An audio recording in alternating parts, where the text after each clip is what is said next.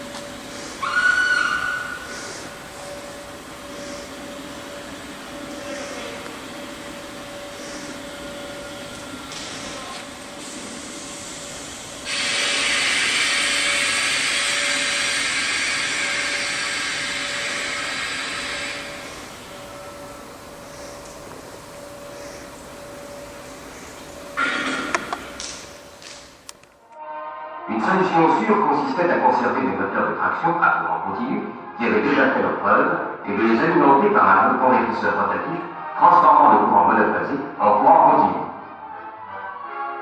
Ainsi est née la locomotive CC 14100 de conception Alstom.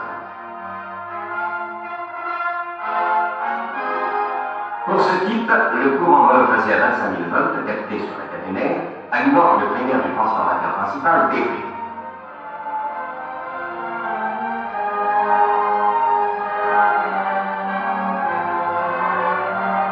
Le secondaire à 3000 volts alimente le stateur du moteur synchrone MS.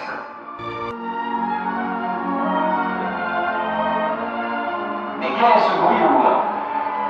Un mouvement s'approche dans un nuage du ciel. Au milieu des éclairs, un bolide a franchi la lande dans un bruit de tonnerre. Les chemins de fer français viennent de battre encore une fois et de loin le record du monde de vitesse sur Arles.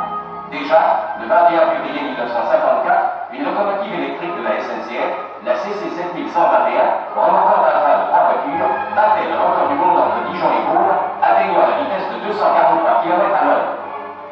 Cette vitesse constituait le maximum possible avec un matériel strictement de série.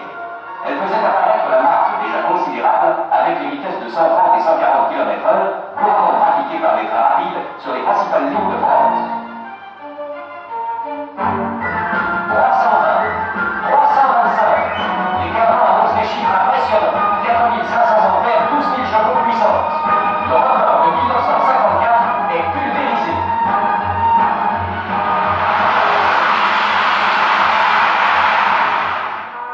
La BD 9004, remorquant son train, est arrivée à son tour sur la ligne de départ.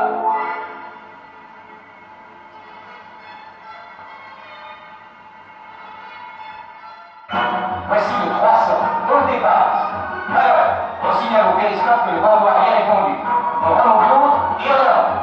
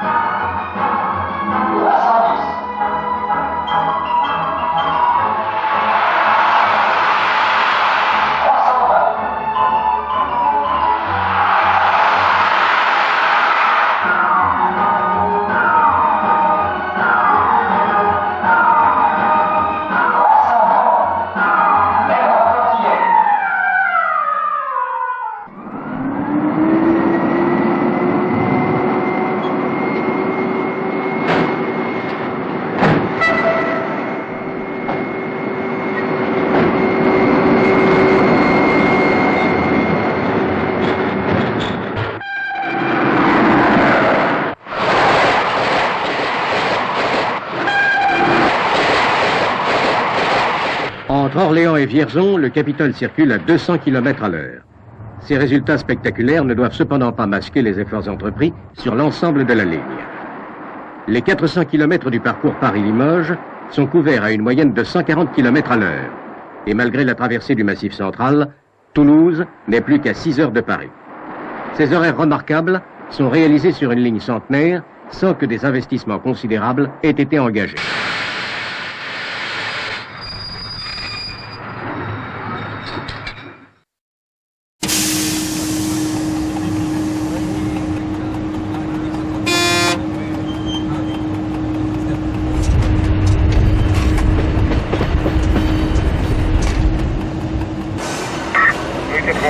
Je t'écoute, Pérez. 81, 34, oui, je t'écoute. Ça veut dire que j'ai fermé mes portes.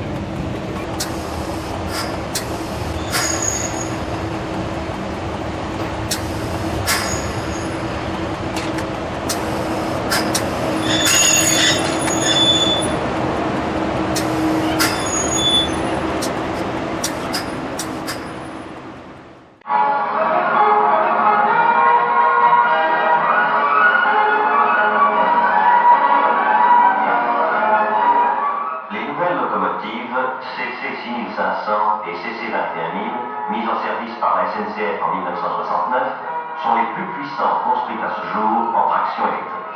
Cette puissance est délivrée par deux moteurs TTD 665 de 4000 chevaux construits à Tarbes dans une usine de la société Alstom.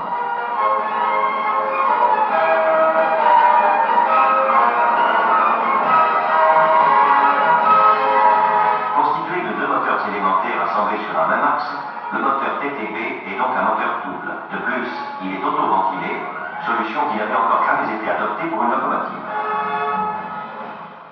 J'attends l'autorisation de départ. Vous l'avez, départ. Alors départ. Merci. D'abord pas la centrale. Alors 76. Cabine de conduite. Cabine de conduite, c'est bon. 73, ne dépassez pas 330. Veuillez retirer dessus.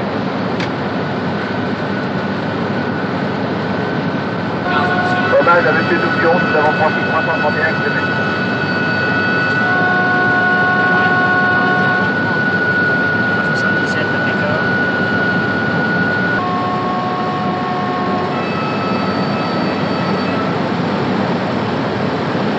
TDB opérateur IC. Nous avons atteint 372 km/h.